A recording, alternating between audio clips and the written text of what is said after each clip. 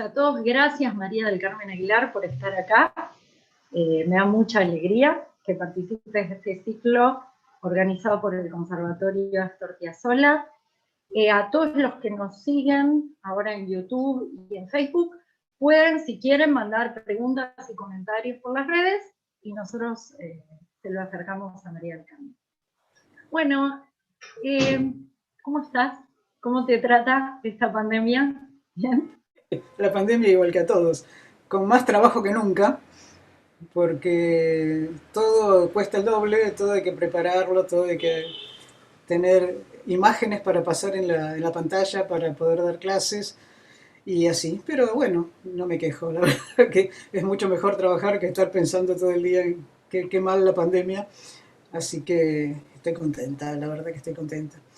En el currículum que leyeron recién dice que el premio ese me lo dieron en el 2009, pero en realidad me lo dieron el año pasado, el 2019. Sí, sí. Sí, sí, yo estuve en la entrega de los diplomas, así que sí, lo sé, te vi, te vi. Eh, Contanos un poco, algo que pregunto siempre, que es, ¿cómo llegaste al mundo de la música? Uh, ¿Cómo fue? el mundo de la música fue llegando porque yo de chica a los 10 años me quería estudiar piano y entonces me mandaron a una profesora a la vuelta de mi casa, que era lo que se usaba en ese momento. Mis padres no eran músicos, mi papá gustaba escuchar música, pero no era para nada músico profesional.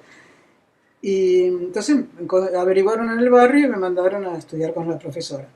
La profesora era una señora muy bien intencionada y muy simpática, pero no tenía mucha idea de lo que enseñaba. Además yo no tenía piano, así que tenía que ir a estudiar a la casa de ella. Tenía asignada una hora por día para ir a estudiar. Era un desastre. Yo tenía 10 años. Eh, Así que iba todos los días y estudiaba. Y mientras me las ingenié para tocar lo que me ponían ahí delante, que es tampoco sin mayores explicaciones, con un poco de intuición y ojo y oreja, qué sé yo, no sé cómo hacía. Funcionó la cosa, pero de repente, además nos llevaba a dar exámenes a un conservatorio privado, íbamos todos vestiditos, tomábamos el colectivo, dábamos el examen, recitábamos los solfeos y las teorías, era un desastre. Pedagogía cero. Eh, y después si nos compraban sanguchitos de miga y nos volvíamos en el colectivo todos contentos habiendo aprobado con notas maravillosas el examen.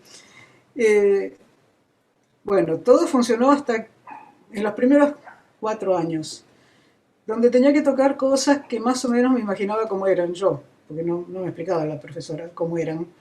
Pero cuando se complicó el asunto, me tocaba tocar fugas de Bach y cosas de Brahms o algo por el estilo. Ahí ya dije, esto no lo entiendo, no lo entiendo, no entiendo nada, y dejé de estudiar, a los 15 más o menos, 14, 15 años. Yo terminé el secundario a los 16 y a los 17 ya estaba en la facultad. Había decidido estudiar arquitectura y a los 18, después de haber hecho un año de arquitectura, se fundó en la facultad un coro universitario. Y fui al coro y descubrí que podía leer música cantando, cosa que no sé cómo aprendí, porque los solfeos los estudiaba de memoria, como siempre pasa, ¿no? Y entonces ahí me pusieron directamente a enseñarle a mis compañeros las partes de coro, porque yo era la única que leía, mis compañeros eran estudiantes de arquitectura de verdad, no había estudiado música antes. Y ahí empecé a darme cuenta de que si yo les enseñaba las partes de una manera, las aprendían mejor, y si se las enseñaba de otra, no las aprendían. O sea, nada de lo que fuera partir de la lectura, o sea, nota por nota, les funcionaba para aprender de memoria las cosas. Obviamente ellos las aprendían de memoria, no leían música. Entonces empecé a pensar qué sería lo que hacía que mejorara el aprendizaje de ellos. Y descubrí que había cuestiones de fraseo involucradas, sobre todo cuando había que cantar esas largas tiradas de semicorcheas de las obras de Bach, que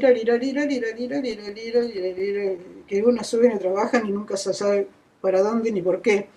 Entonces yo las dividía en fragmentos razonables y se los hacía memorizar y juntar, y entonces todo eso iba creciendo a partir de algo que se, que se entendía, de una cosa chiquita que se entendía, sumada a otra, armaban una cosa más grande que se entendía. Y entonces así las memorizaba mejor. Eso fue un gran descubrimiento, yo no sabía ni qué era eso que sucedía, pero ahí mis compañeros del coro me empezaron a pedir que les enseñara a leer música. Y yo no sabía cómo se enseñaba porque no sabía cómo había aprendido yo.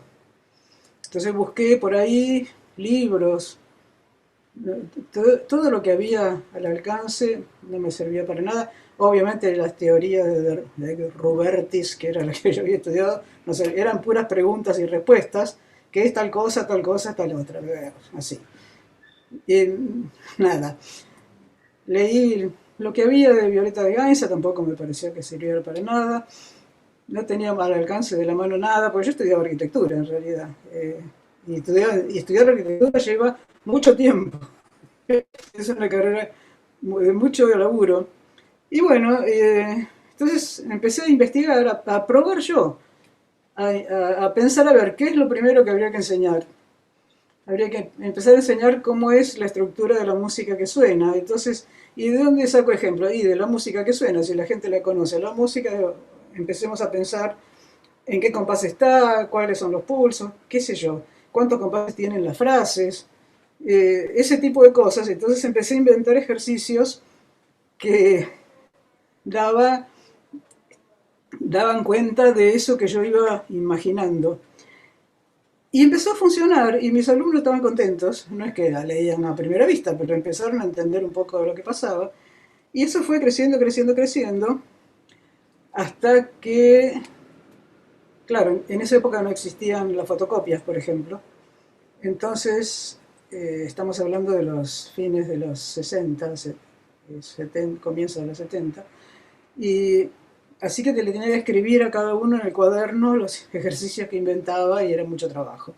Entonces dije, ¿por qué no hacer un librito con estos ejercicios? Imprimirlo y chao. Entonces empecé a escribirlo, el libro, y ahí entre medio me tocó irme al exilio, porque ya había llegado el 76, y bueno, lo escribí, lo escribí, lo escribí, y entonces ya me dio no sé qué quedarme en los niveles iniciales del asunto, porque con el mismo criterio, con los mismos criterios, y sobre todo cuando ya empezaba la lectura melódica y armónica, valía la pena seguir adelante con temas más complejos. Y terminó siendo un libro de 450 páginas, que es el famoso método para leer y escribir música. Y que, perdón, que ya va por la edición número 17, por ahí, ¿no? 17. El otro día me trajeron la edición número 17 de la imprenta. Sí, es muy impresionante. Impresionante. Y esto no es solo un cúmulo de libros y de ejercicios. O sea, detrás de esto, vos, ¿cómo pensás que tiene que ser o que debería ser el aprendizaje de la música para cualquier persona? O sea, esto un Bueno, poco el conservatorio forma formadores, ¿sí? sí. ¿Cómo lo ves vos?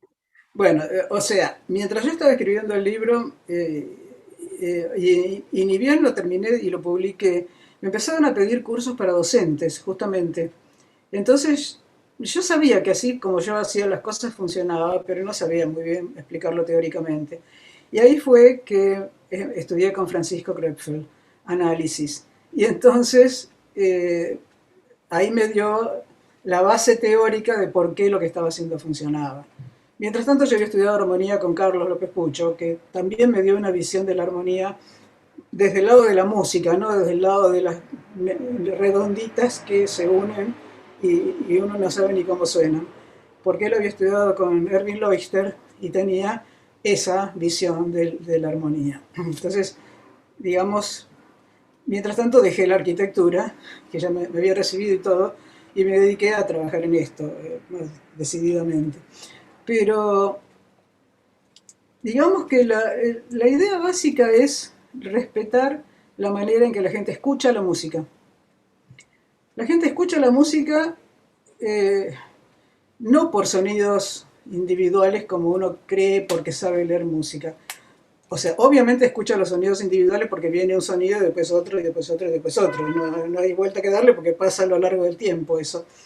Pero la manera de nuestra cabeza, nuestro cerebro, le aplica a eso que va escuchando una técnica que consiste en decir, ta, ta, ta, ta, ta, todos estos forman un paquetito que yo entiendo.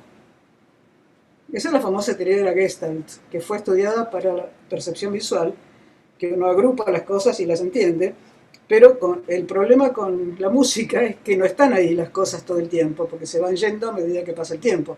Entonces hay un fenómeno temporal que marcha atrás decide que estos soniditos que ya escuché forman un paquete que se entiende. Y entonces uno dice, si yo entendí esto, es muy probable que lo próximo que venga sea parecido o tenga que ver. Entonces sigue escuchando y escucha el siguiente paquete y se da cuenta si es igual, si es distinto, si se cumplieron las expectativas que tenía y si no se cumplieron, qué hizo el músico para convencerme de que ese es otro paquete que se entiende. Y así se van generando pedazos cada vez más grandes y siempre en marcha atrás uno va cerrando percepciones y diciendo hasta acá entendí.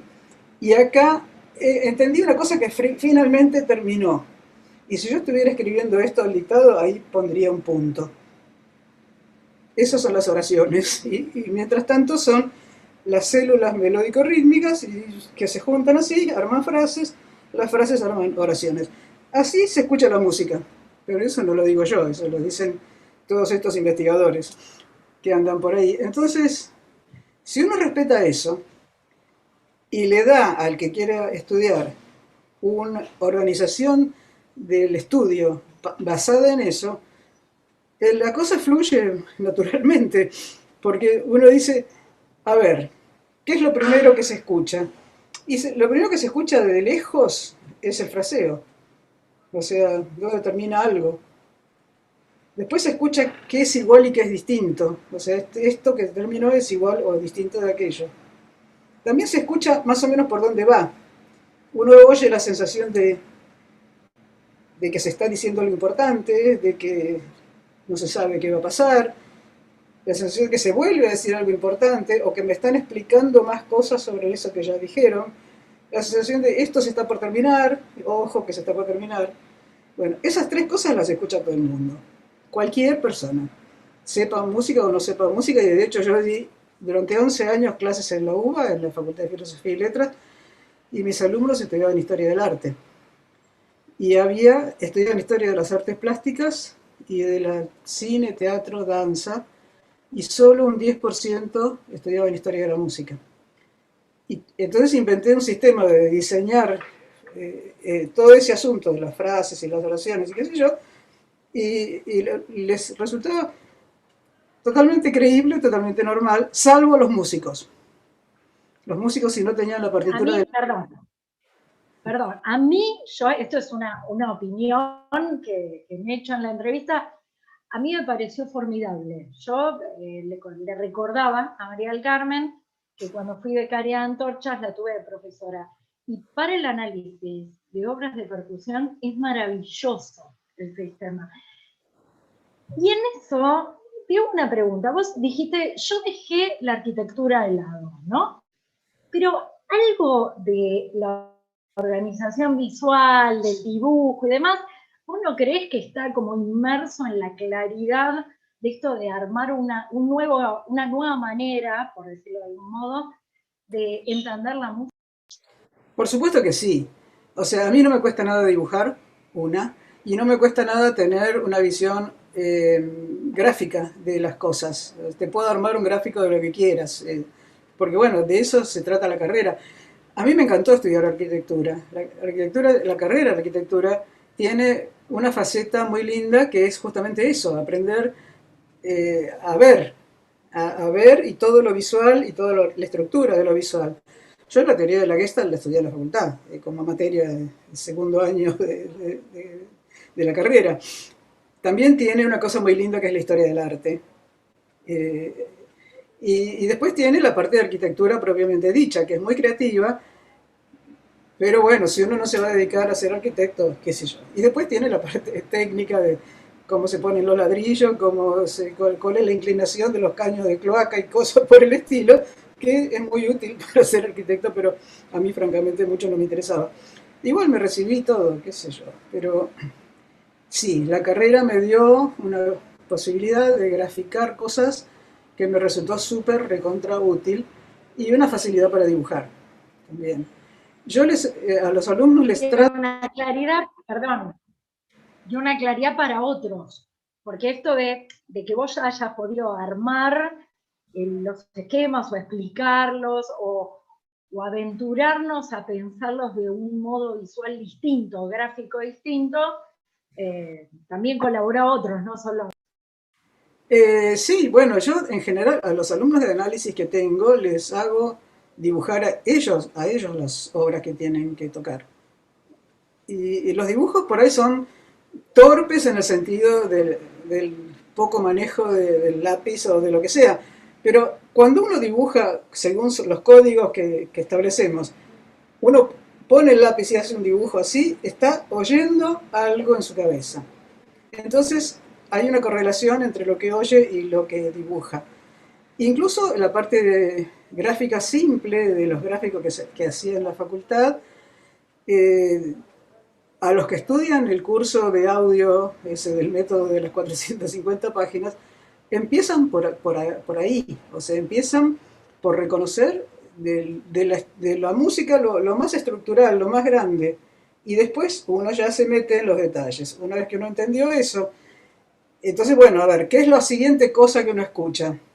La parte rítmica, o sea, si uno organiza la música en ejemplos más o menos didácticamente elegidos, todo el mundo sabe palmear, moverse con el pulso de la música, todo el mundo termina por saber en qué compás están las cosas, hasta los pibes de la facultad sabían perfectamente en qué compás estaba la música y podían contar cuántos compases tiene una frase. Entonces, bueno, eso es como el armazón, el esqueleto de la cosa, y después vamos poniéndole encima esas combinaciones de sonidos que forman paquetitos significativos, que fue lo primero que yo descubrí a los 18 años. Entonces, si uno les hace escuchar una música que está elegida para que esos paquetitos tengan pocos elementos, no sean complicados, y se lo hace escribir, escribí esto, lo escriben sobre el esqueleto de los compases, y entonces lo miran y dicen, claro, esto que está escrito es eso que yo escuché. Y le suena en la cabeza lo mismo que escucharon, porque partieron de la escucha. Entonces, la escucha, escritura, lectura. Y si le pongo un ejercicio parecido a ese, lo va a encarar con el mismo afán de encontrar una cosa significativa y no una nota tras de la otra, que es como se enseña normalmente la lectura. Y eso bueno, esto, percepción antes que lectura musical. Percepción primero, lectura musical después. ¿Cómo se Y un enseña poco a escribir? teniendo en cuenta esto, la pregunta es, perdón, la pregunta sería, ¿cómo ves vos la educación en los conservatorios y qué modificarías? Bueno, primero te diría una cosa más, porque yo hablé hasta ahora de la estructura rítmica de la música, pero después está la estructura armónica. Lo primero que escucha uno, además de la melodía de lo que está escuchando, es el esquema armónico. O sea, si uno orienta la audición del que está escuchando a donde les explica cómo funciona el sistema tonal y que hay sensaciones de tensión y de reposo, cualquiera oye perfectamente sensaciones de tensión y de reposo. Por supuesto que no le voy a poner una obra de Wagner, le pongo una canción que tenga tónica y dominante, y entonces asocia al fraseo, la frase empieza dominante, termina la frase, biri, biri, biri, biri, tónica, y empieza a darse cuenta que hay otra armazón por detrás de lo que está sucediendo, que es la parte melódica está apoyada en la estructura armónica. Entonces la armonía hay que enseñarla en el nivel bajo cero. Antes de empezar a enseñar nada, hay que enseñar armonía. Porque, porque después la lectura melódica expresión horizontal o lineal de los acordes que están sonando abajo. Finalmente, ¿qué? La melodía son las notas de los acordes, o saltando así por como son los acordes, o con las notas intermedias. Entonces, si uno tiene presente las dos estructuras de la música que nos rodea, que son la estructura del compás y la estructura de la armonía, el acceso a la lectura se hace mucho más fácil. Ahora, por supuesto que también tampoco uno se va a quedar ahí, y mejor es enseñar intervalos y cosas así para poder abordar música contemporánea que no está en una tonalidad y qué sé yo. Pero digamos, la parte inicial de la cosa, cuando uno ya es grande y sabe música, se banca a estudiar cualquier cosa, pero el problema es cómo empezás. Porque como empezás puede destruir a cualquiera, y de hecho montones de chicos que han ido a los conservatorios terminaron pensando que no servían para la música. Entonces, ahí viene, si querés, mi opinión. ¿Qué es lo que cambiaría? Esto que acabo de decir. Cambiaría el abordaje inicial. Una vez que el abordaje inicial está dado desde el lado donde corresponde, que por otro lado es como se aprende a leer y escribir palabras. Si yo digo, mi mamá me ama, oigo toda una cosa toda seguida. Primero tengo que distinguir palabras, que mi es una palabra y mamá es otra palabra, y después aprender con qué signo gráfico se escribe cada cosa, después lo miro y digo, claro, mi mamá me ama. Entonces, si amo a mi mamá, es como la otra versión con los mismos elementos, y entonces hay un ida y vuelta de lo que yo entiendo en el habla, cuando me dicen las cosas, y cuando las veo escritas. Es lo mismo. O sea, no es muy raro todo esto que yo estoy diciendo. Entonces, ¿qué cambiaría en el sistema pedagógico? Eso. O sea, no tiene ningún sentido empezar diciéndola, como me dijeron a mí, la blanca vale 2 negras, la negra 2 corcheas, toca eso. Yo digo, a ver, ¿qué quiere decir? Vale 2 negras, tiki, tiki, bueno, qué sé yo.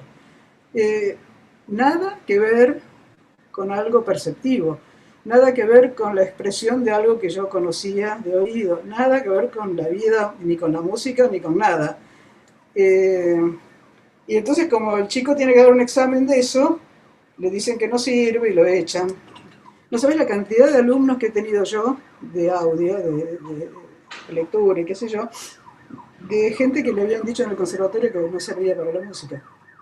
Entonces vienen a una entrevista y dicen, a mí me dijeron que me dedique a otra cosa, porque, no sé, no tengo memoria musical, no tengo esto, no tengo lo otro, soy un desastre y no sé qué.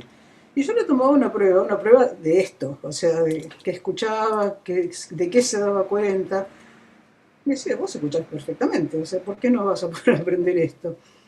Y de hecho, más de uno después fueron grandes músicos, compositores, gente que toca mucho, que se consiguió becas y se fue al exterior, o sea, y eso se los habían echado del conservatorio.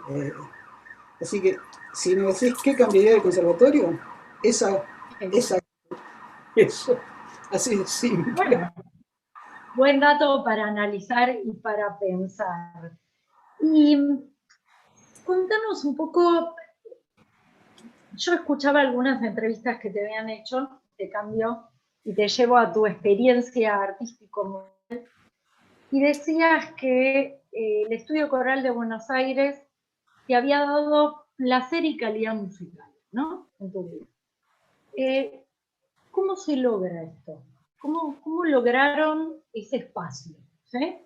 ¿Cómo se logra estar en un coro y puedan coexistir estas... A ver, ¿cómo te explico? El Estudio Coral de Buenos Aires fue el segundo intento después de haber armado un grupo que duró 10 años, que era el 9 de cámara. El 9 de cámara duró los 10 años de 1970 a 1979. Estaba formado por integrantes de coros universitarios, como yo. En esa época cada facultad tenía su coro, y algunos coros sobrevivieron después de la masacre de 1966, que fue la dictadura de Onganía, donde las facultades quedaron destruidas, se fueron todos los profesores, fue realmente una catástrofe. Algunos de los coros más o menos sobrevivieron, como pudieron, algunos dentro de las facultades y otros fuera, como el coro de arquitectura que estuvimos afuera de la facultad, como coro independiente. Y un grupo chico de gente decidieron armar un grupo vocal. Y lo llamaron a Carlos López Pucho para que lo dirigiera, que él estaba estudiando en La Plata, dirección orquestal. Eh, habían decidido que se iba a tener 9 personas ese grupo. 3 sopranos, 2 contraltos, 2 tenores y 2 bajos. Y yo justo me acababa de pelear con mi director, yo estaba en el coro de arquitectura, y entonces me los encontré a mis ex compañeros en un bar y les digo, che, ¿no tienen un coro donde cantar? Que me acabo de pelear, bla, bla, bla. Entonces me dijeron, ah, sí, pero éramos 9 y ya entró la persona número 9. Bueno, pero vamos a hablar con Carlos, qué sé yo. Entonces hablaron con él y entré. Entonces fuimos 10 de entrada, en 9 de cámara.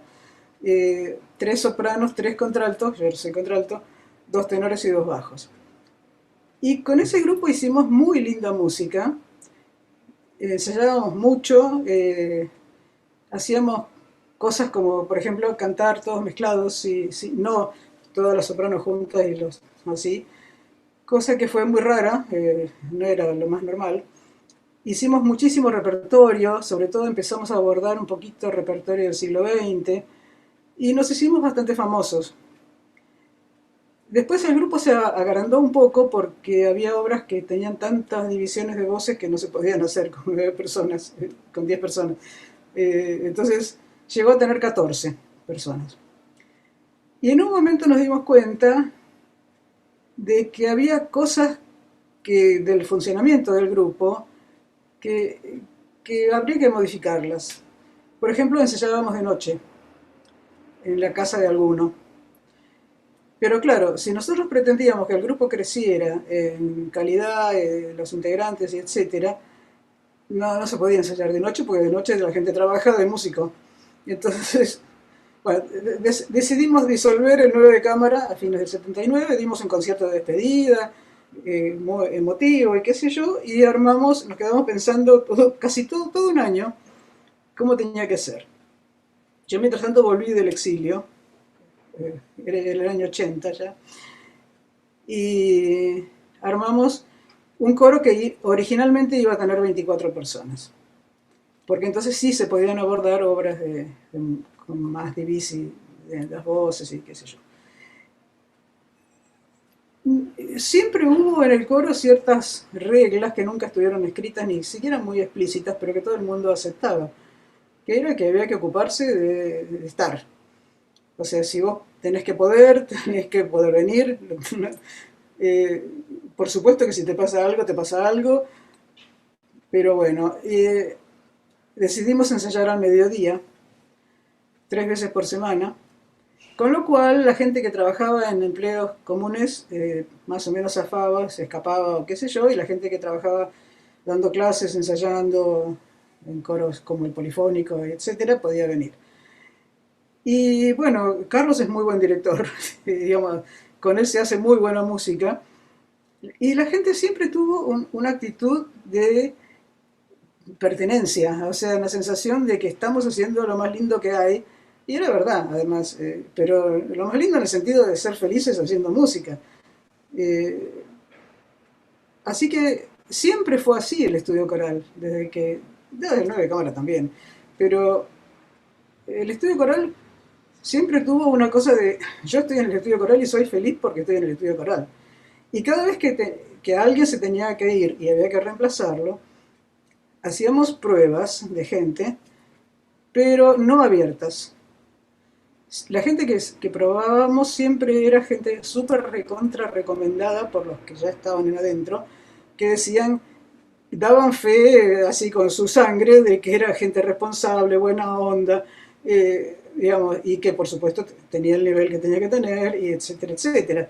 Pero como que se hacían cargo de que la cosa grupal es importante. Entonces, con buenos músicos y un trabajo grupal cuidadoso y muy vigilado en el sentido de estar muy atento a que siempre hay despelotes grupales, porque la gente es humana, entonces estar atento, disolverlos, charlar, hacer lo que fuera necesario para que la cosa suceda, la verdad que nos fue muy bien. Entonces, siempre fuimos muy Sí, felices sí. con la música, qué sé yo. Toda la Sí, gente, suena bárbaro y se los ve felices. Es algo que siempre me llamó la que parecía, yo siempre digo que en los músicos profesionales hay que conservar la idea de la banda del rock, ¿no? La banda de barrio, ¿viste? De los chicos que empiezan y que tienen la pasión por música, por hacer música, y que en el estudio coral siempre se ve eso, además de absolutamente. escuchar nada, Y vos una tenés calidad. altísimo nivel y súper recontra profesional que mantiene eso en este grupo. Y que además lo disfruta, disfruta estar en este grupo porque en este grupo pasa eso. Por ahí en otros grupos donde están no pasa eso. Entonces van y trabajan profesionalmente como cualquier músico, pero donde se divierten y donde la pasan bien y donde se sienten que están haciendo realmente música entre todos, porque no es que uno se pone pasivamente delante del director y él dirige y uno obedece. Hay mucha participación de la gente. Entonces, sí, somos felices haciendo música, así de simple. Y bueno, eso es lo que debería hacer. Y pensando en que de algún modo tienen algo de lo que un coro vocacional, un coro amateur, ¿sí? Tiene o busca, que es esto de encontrarse para hacer música. ¿Qué es lo que crees que aporta participar de un coro amateur? Para la gente, así. ¿Qué Uy, es lo que vos pensás? para la gente común y silvestre le aporta muchísimo en el sentido social. Si el director tiene un poco, tiene claras algunas de las cuestiones técnicas que podría llegar a enseñarle a sus coreutas, además la gente puede aprender un montón de música. Por eso escribí yo ese libro que se llama El Taller Coral. Yo dirigí coros vocacionales durante un montón de tiempo y me di cuenta del valor que tiene el coro como entidad para enseñarle a la gente cosas de música, no solo canciones, sino cosas que les sirvan como músicos que son, porque por más que no se dediquen profesionalmente a eso, uno que está cantando en un coro es un músico finalmente, qué sé yo, no cobra por hacerlo, no vive de eso, no estudió como para ser músico profesional, pero en el momento en que está haciendo eso es músico. Y a esa persona se le pueden enseñar muchas cosas. Y ni hablar de los instrumentistas. O sea, todo aquel que toca un instrumento debería además cantar en un coro, porque cantar en un coro no tiene nada que ver con tocar en una orquesta ni con nada. Es una experiencia muy especial donde el instrumento sos vos, tu cuerpo.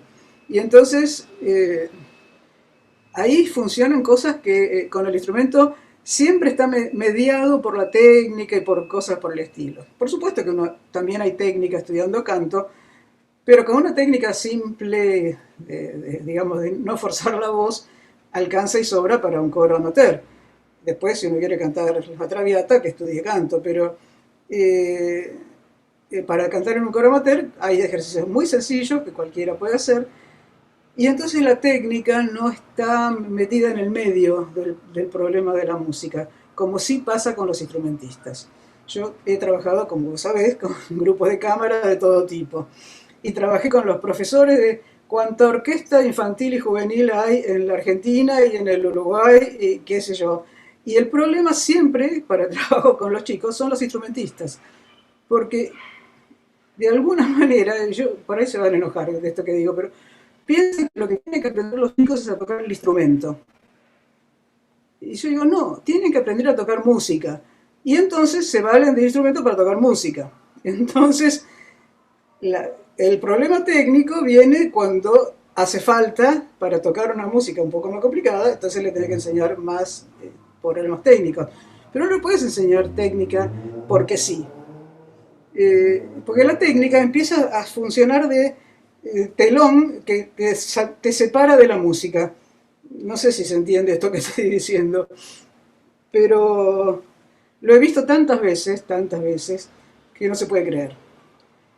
Yo he visto gente en los cursos de cámara que pianistas que tocaban esas moños de Brahms y y tocaba y no le salía y no le salía. Yo digo, no, fíjate, acá hay una línea que es como una voz que hace esto y después esto otro hace, qué sé yo. Entonces mira, así. Ah, dice, truc, y y le queda como debajo de las manos la digitación necesaria, sola, sin pensarlo, porque sabe lo que quiere que suene. Entonces, bueno, eso. Sí, no es poco. Coincido plenamente, y en la educación de las escuelas, la educación en la escuela, ¿vos cómo ves lo que están hoy los maestros planteando? Bueno, no sé si lo tenés, supongo que sí, muy analizado. ¿Qué es lo que está pasando hoy en el aula? Si La se verdad, llega a no tengo mucha idea porque yo di infinitos talleres para docentes en distintos lugares del país y de otros lados, pero la verdad es que jamás en la vida di una clase para chicos en la escuela, ni primaria ni secundaria. Entonces todo me llega intermediado por los docentes. Eh, yo respeto, yo no puedo creer que los docentes se tomen el trabajo que se toman trabajando con los chicos, ¿ya? O sea, primero que todo mi respeto a los docentes porque la verdad es que su situación siempre es un desastre en el sentido de mala remuneración, mal reconocimiento de su tarea, etcétera. Bueno, dicho esto, creo que habría que hacer un trabajo de capacitación para docentes para que, más allá de todos estos problemas burocráticos y administrativos, y etcétera, para que se sientan ellos más músicos. Yo durante mucho tiempo di talleres sobre folclore para docentes de música. No es que yo supiera de folclore, yo qué sé yo sé de folclore que aprendí de chica porque tocaba la guitarra simplemente y escuchaba discos de los chacholeros, pero me empezaron a pedir talleres para docentes sobre folclore. Y ahí me di cuenta, una, que los docentes en cuestión habían estudiado en el conservatorio música clásica. Y cuando iban a la escuela tenían que enseñar folclore. Entonces no sabían ni de dónde sacar una idea para trabajar eso. Dos, que hacía rato que no hacían música esos docentes. Porque habían terminado el conservatorio, habían conseguido trabajo en una escuela y se quedaron en la escuela y dejaron de tocar.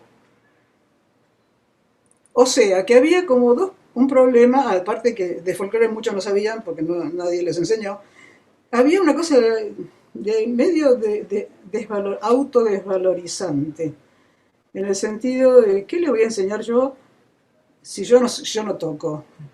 Toco la guitarra apenas, con suerte, o el piano, pero ¿cómo voy a tocar una chacarera en el piano? Entonces tocan una chacarera en el piano y no se entiende nada porque no saben cómo es una chacarera en el piano. Bueno, hay montones de problemas.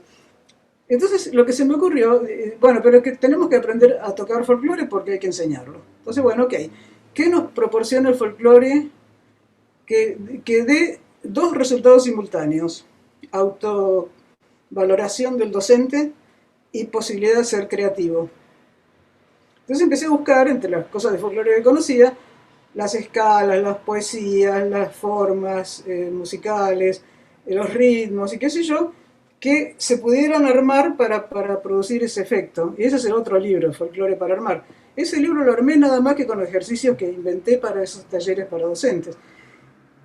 Y resulta que empezó a funcionar, curiosamente, porque dice, ¿cómo, ¿qué tengo que aprender? Y por lo pronto tenés que aprender los ritmos, tocar el bombo, fijarte. En el bombo no es lo mismo tocar en el parche o en el aro. Entonces, ¿cuál es el aro y cuál es el parche?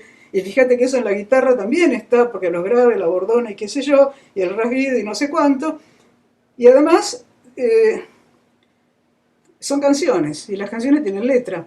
Entonces estudiamos la letra y vemos cómo es. Entonces la letra tiene formas que son ciertas formas, que son la cuarteta octosilábica, la seguidilla, qué sé yo. Entonces, bueno, aprendí a hacer cuarteta octosilábica. Ah, pero yo no sé poeta, no tiene que ser poeta, tiene que tener oreja para oír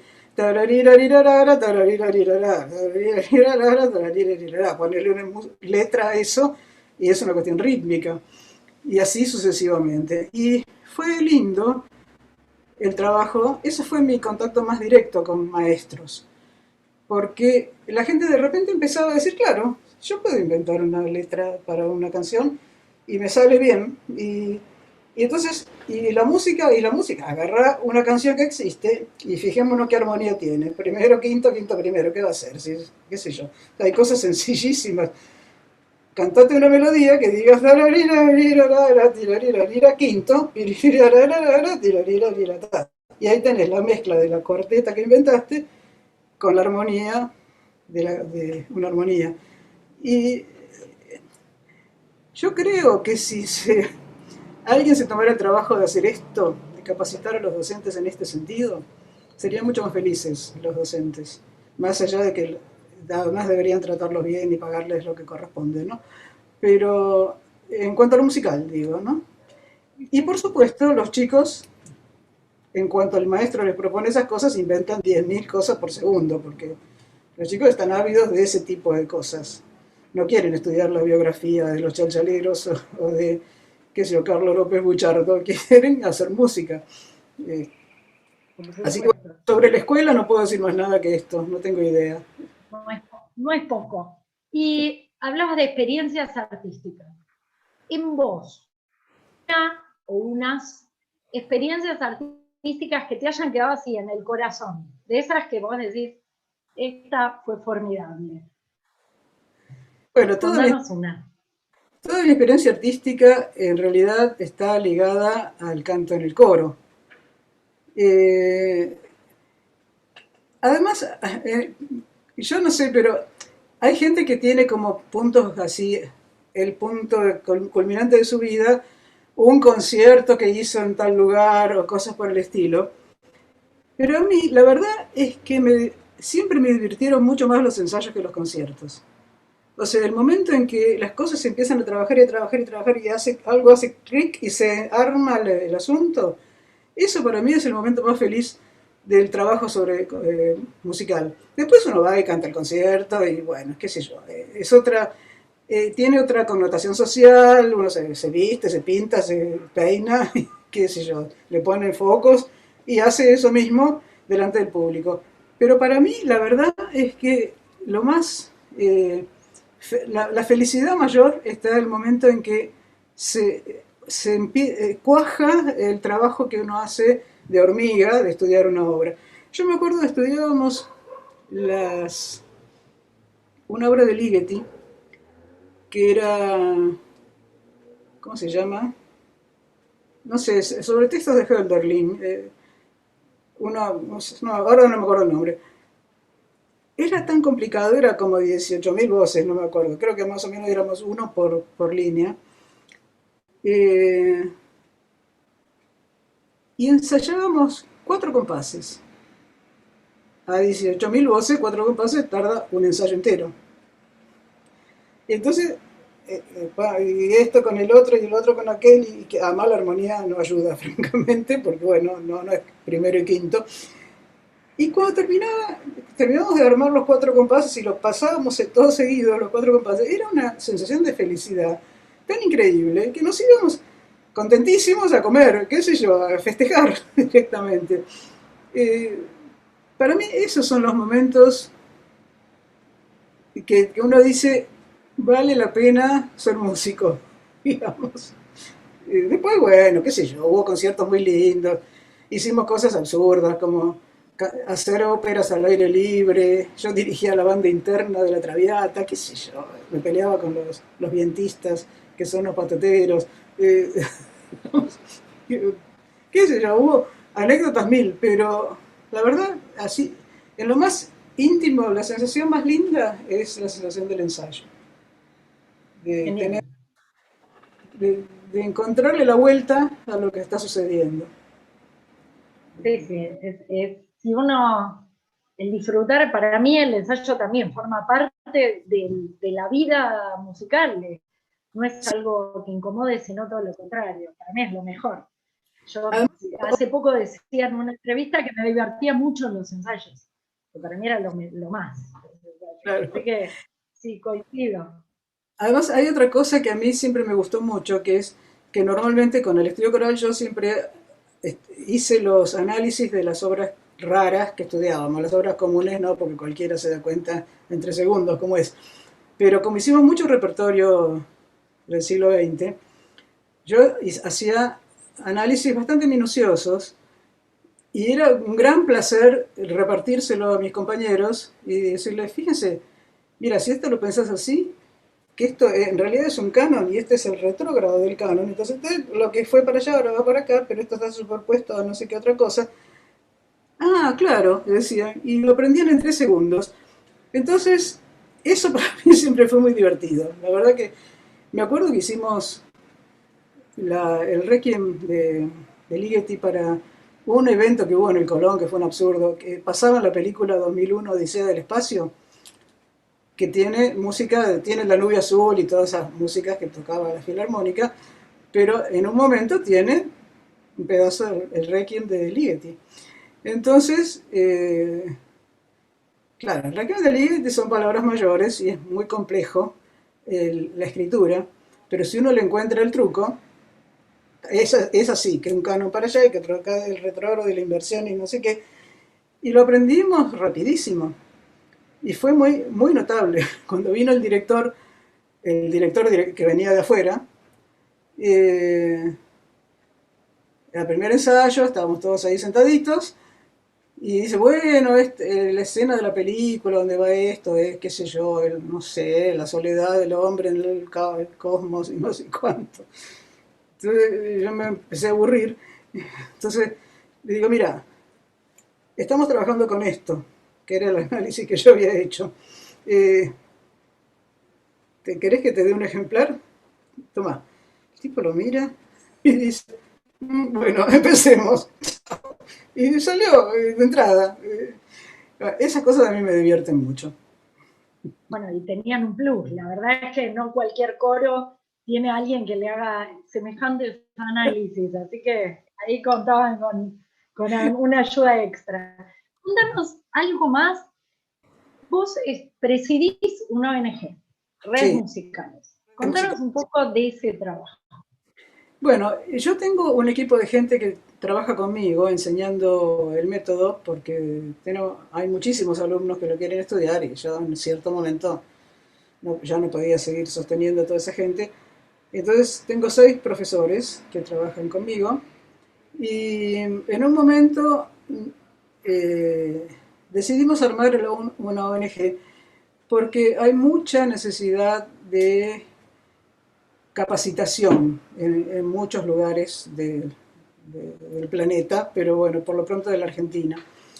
Entonces, hemos ido a montones de lugares que nos pedían distintas cosas, o sea, capacitación para docentes, para estudiantes, para música popular, para música clásica.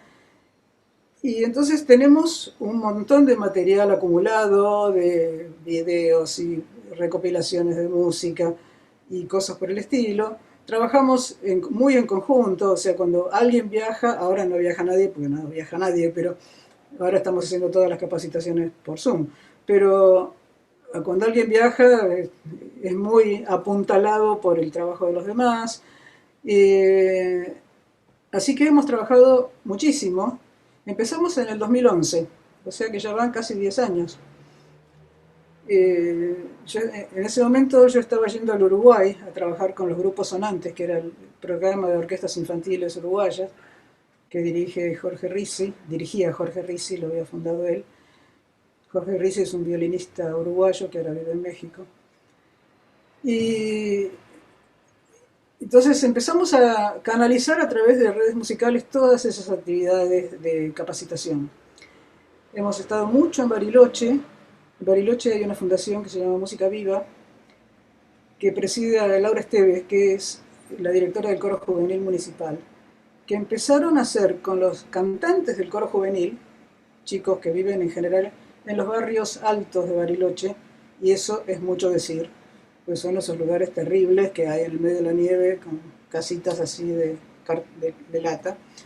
Empezaron a hacer talleres. Los chicos del coro querían hacer talleres para sus vecinos, para personas mayores, para niños, para jóvenes, etcétera. Entonces se armó esa fundación para apoyar esa actividad, pero esos chicos necesitaban capacitación, porque su única experiencia musical era cantar en el coro y tocar un poco la guitarra. Entonces hace un montón de años que estamos yendo a trabajar con ellos y ahora son grandes profesionales esos pibes, ya tienen 8 o 10 años de experiencia de capacitaciones. Ahí va Diego, mi hijo, Diego Ruiz. Y yo voy en el verano y les doy un taller de dirección coral, porque ahí se animan a... Normalmente en los talleres los chicos hacen canciones con guitarra, sencillitas, cánones, juegos, cosas así, pero en el verano se animan a dirigir una obra. Entonces yo les doy unas clases de dirección coral. Bueno, después hemos ido a Trevelin. En Trevelin, Chubut, hay una escuela de arcos que se llama Arcos, justamente. Y entonces ahí va otro integrante, Ramiro Luengo, eh, a trabajar con ellos. En Esquel, que es al lado de Trevelin, son pocos kilómetros, hay una escuela de arte provincial y hay una orquesta del proyecto Chazarreta, de orquestas de instrumentos autóctonos. Entonces se juntan todos, los que estudian arcos, la escuela provincial y los de las chazarretas, que son chicos que tocan el sikus y bueno, ese tipo de cosas. Y son unos talleres muy divertidos. Bueno, después ha ido Juan Correa al IUPA, a Río Negro, a trabajar sobre el jazz, improvisación de folclore con técnicas de jazz. Eh, Otro de los chicos se fue a México, medio vacaciones, medio laburo, y Juan Regidor, y les dio unos talleres a gente de ahí, de los pueblos esos, de la Universidad Tecnológica de Bacalar, que es ahí, en México. Bueno, y así sucesivamente, o sea, damos muchos realmente, cursos, talleres y capacitaciones para todo el que lo necesita. Y además, de paso, hacemos algunas cosas extra, como por ejemplo, la gente sabe que estamos en contacto con todo el mundo y entonces tienen un chelo para donar. Y no saben qué hacer con el chelo para donar. Entonces nos lo traen y nosotros le encontramos un destinatario, hacemos de nexo entre uno y otro. Hemos trabajado mucho con los profesores de las orquestas infantiles, primero con el proyecto del Bicentenario, antes de que fuera destruido, y con la gente del proyecto de acá de la capital, talleres para profesores. Hubo el año 2014 que dimos 28 capacitaciones en encuentros de orquestas del Bicentenario. Cada encuentro tenía 800, 1000 niños, y entre 800 y 1000. Entonces se juntaban los profesores y les dábamos talleres. La verdad que fue un trabajo impresionante. Así que, digamos, ya que estamos, puedo hacer propaganda. Si uno tiene un instrumento para donar, puede acercarse a redes musicales y si quieren capacitaciones y cosas por el estilo, que se comuniquen. Tenemos una página web, redesmusicales.com.ar, y ahí está el detalle de todas las cosas que hicimos, quiénes somos y etcétera. Y realmente es muy lindo poder llevar hacia otros lugares que no tienen mucho acceso a nada, este tipo de experiencias, ¿no? Eso es más o menos. Sí, a ver, yo lo que también sé es que para vos la función social de la música, ¿sí? Este rol transformador en las personas es importante porque además de trabajo, yo he puesto de vocación en estos talleres para acercar esto, la música a todo el mundo, ¿no? Así Sí, que, bueno, nada. además siempre tratamos de acercarnos a gente que tiene en la cabeza esta idea de la función social de la música. En general no hacemos cursos para elitistas que, que solamente dejan de llegar a los que tienen mucha plata o cosas por el estilo. Siempre evaluamos con quién colaborar porque realmente vale la pena. O sea, estas fundaciones, gente que está abierta a la comunidad, que hacen cosas por los demás, qué sé yo, eso. Y un par de preguntas que ya son más que musicales. A ver, en tus equipos trabajan tus hijos, ¿sí? Sí. ¿Cómo hiciste? ¿Cómo se complementa esto de ser mamá y desarrollar esto de 14 libros, cursos, dibujar, los invito a que miren la página de María del Carmen, que tiene unos dibujos increíbles, poesía, de todo. ¿Cómo se hace? ¿Cómo hiciste? Contanos. Y una cosa por vez, como todo. ¿Qué sé yo? Digamos, mis hijos son músicos los dos. Y en algún momento mi hija Gabriela Lamalfa, un día me dice, ¿qué te parece? Yo podría enseñar el método a gente. Sí, sí, probá, dale. Hagamos, si te gusta y te divierte, dale.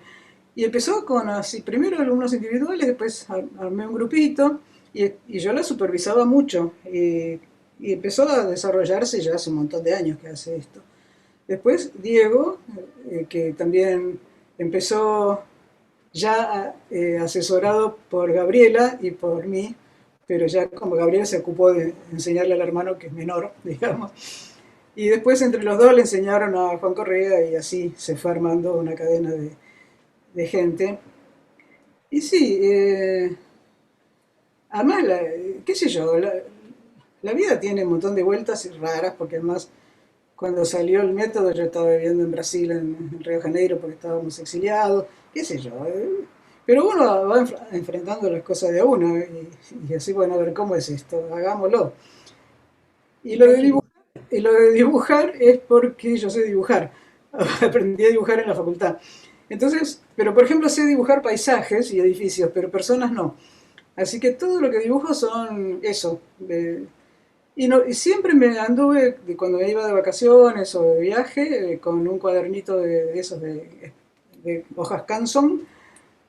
Primero eran grandes cuadernos y llevaba colores, como es, acuarelas y qué sé yo, y hacía grandes dibujos. Después el cuaderno fue siendo cada vez más chico y siempre lo tenía en la mochila o en la cartera y así que hice montones de dibujos en viajes por Europa, qué sé yo, dibujé hasta la Catedral de Notre Dame un día.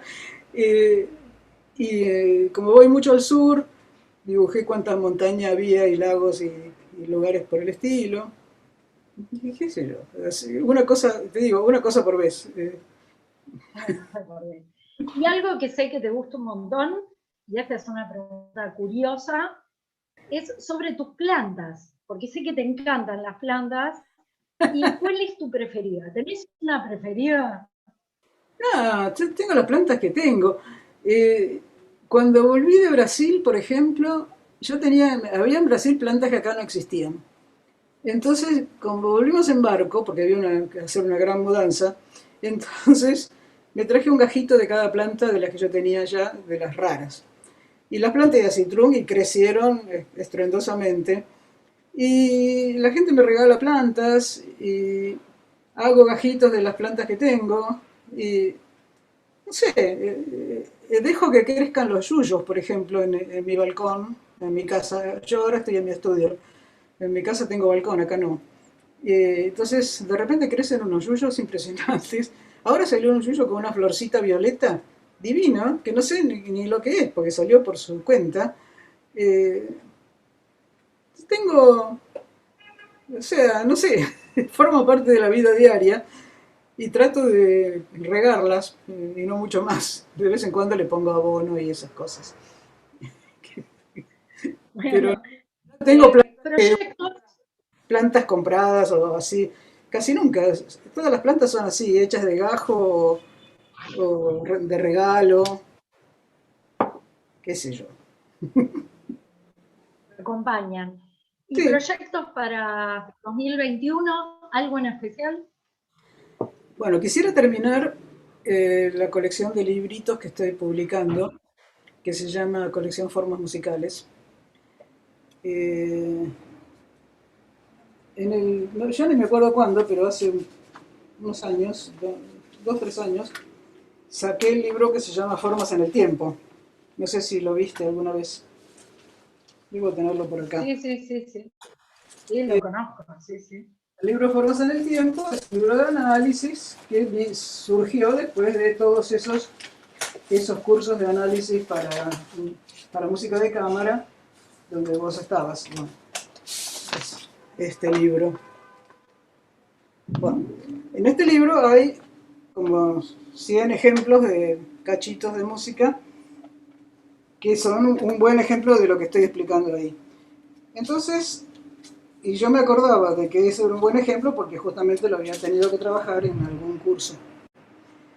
Pero claro, yo tenía analizadas las obras enteras, de la cual saqué 8 compases y lo puse ahí. Entonces dije, ¿por qué no publicar los análisis de las obras enteras si ya las tengo analizadas?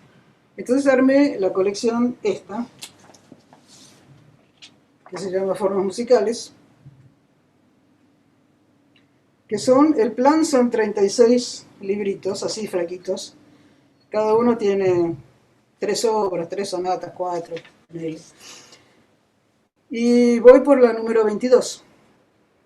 Así que va a falta como 15, a ver, que 13, qué sé yo. Sí.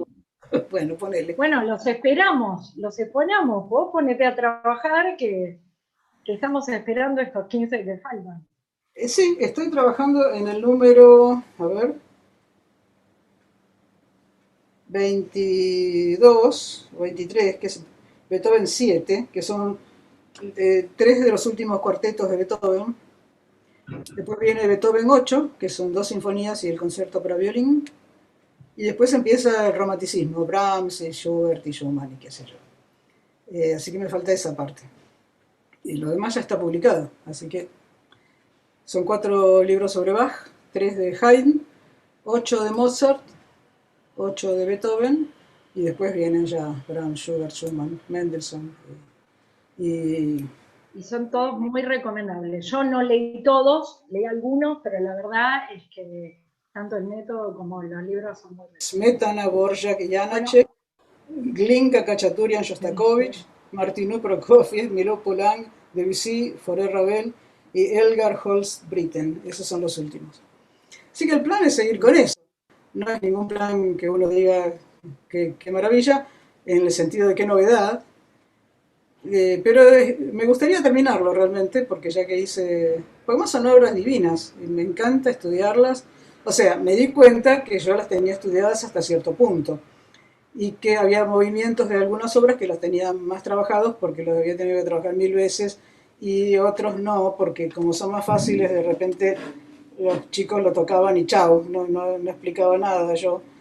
Entonces, bueno, y además como están todos dibujados, con famosos dibujos, esos que a vos te gustaban, eh, la idea es que en cada libro, en página abierta, está el dibujo y la explicación. Entonces, la idea, eso es una idea un poco absurda, pero digamos, si uno abre en cualquier lado el libro, está la explicación y el dibujo. Entonces uno puede mirar en la misma página todo. Y la explicación empieza aquí y termina acá. Y no hay vuelta que darle. No sigue en la página siguiente. Y lo mismo el dibujo. El dibujo, un movimiento ocupa una página. Y eso me obligó a ser muy sintéticas las explicaciones, porque no me puedo pasar de la página. Y entonces también es un desafío. Eh, y ayuda un montón para la interpretación. Es impresionante, después de estos análisis, el impacto que tiene la interpretación. Por lo menos para mí a mí fue siempre radical. ¿Eh? me impresionó la reacción cuando lo ve en el dibujo y dice, ah, y cambia totalmente la manera de tocar. A mí me encantaba que sucediera ese momento en las clases, me parecía genial. Así que bueno, estoy haciendo eso. Bueno, muchas gracias, María del Carmen. Realmente, como te decía antes de empezar la entrevista, sos una de esas personas que hacen la diferencia. Yo creo que una persona en nuestra sociedad realmente tiene la posibilidad de cambiar las cosas y vos sos una de esas personas que ayudó a muchos de nosotros a sentir la música distinta, a entender la música de otra manera y a poder acercarnos al lenguaje y a la interpretación desde otro lugar. Así que, bueno, gracias por esta entrevista y gracias por todo lo que hiciste hasta ahora. Y espero que sigas haciendo muchas cosas más. Bueno, muchas gracias. La verdad que sos muy amable, muy divina y ojalá sea verdad todo esto que decís y que le sirva a la gente, qué sé yo, para eso uno hace las cosas. Y además me encantó que toda esta amable recepción para esta cosa y que después parece ser que va a quedar grabado esto en el Sí, sí, asunto. esto queda en la página de YouTube del Conservatorio Astor Piazzolla para que todo el mundo lo pueda, con acceso libre y gratuito, pueda seguirlo viendo. Así que Buenísimo. bueno, muchas gracias María del Carmen, Bueno, espero que nos volvamos a ver pronto. gracias a ustedes. Un beso a Connie, que estuvo ahí en el apoyo técnico. Bueno, Chao. chao.